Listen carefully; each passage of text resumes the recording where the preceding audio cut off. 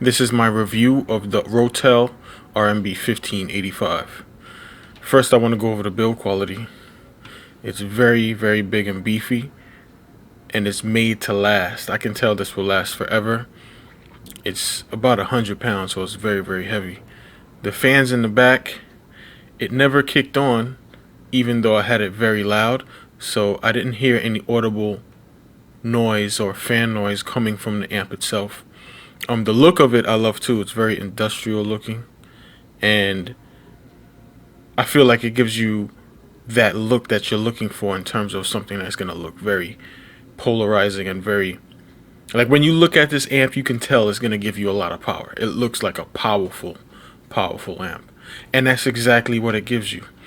So I liked it on the build quality and look aspect of it. The build quality was excellent, 10 out of 10. The look, I thought, was 10 out of 10. It was just perfect in those two ways. But the sound is something that I did not like. Now, I thought that this amp was going to give me a much more powerful and detailed sound, but it did the exact opposite of that. So what it did was it colored the sound a lot more than I've ever heard in any other amp. It added a lot of bass, and it took that top end sparkle out. I did not like that at all. My speakers became boomy and lacked detail. I played movies like John Wick 2, the action scene with the shotguns in the cave, and you couldn't hear like the little details, like the bullets coming out of the gun, or like when you play what's that movie that's really quiet? A Quiet Place. And you have those really quiet scenes, the air, you can't hear any of that air or any of that, like the leaves blowing in the wind. I didn't like that at all. It lacked a lot of detail.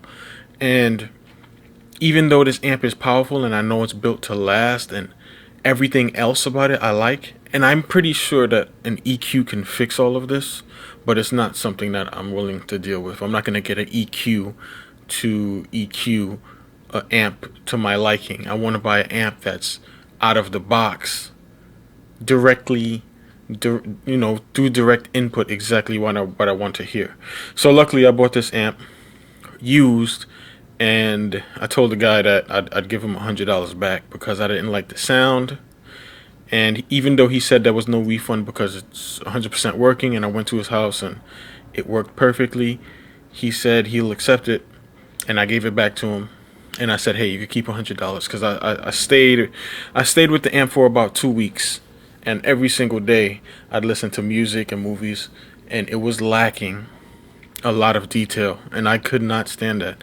I had to constantly go in my amp, turn down some bass because it was too boomy, and then on the top end, give it some more dBs on that top end. And I didn't like the sound of it. The sound was terrible to me. So I couldn't live with that. I had to bring it back. And if I didn't give it back to him and he didn't accept it, I would have sold it. So I'm happy that he took it. It was a pain in the ass to pick up. It's like 120 pounds. This thing is heavy. It's beefy. But I just didn't like the sound. So that's my review of the RMB 1585. If you guys like that type of sound, if you like extended bass, I know a lot of people is all about that bass. And if you want that power in the low end, this amp has it. If you want that detail, this amp lacks that a lot. Great amp though, great amp. This is something that's definitely going to last people over 15 years. I can tell by the build quality. This thing is built like a tank.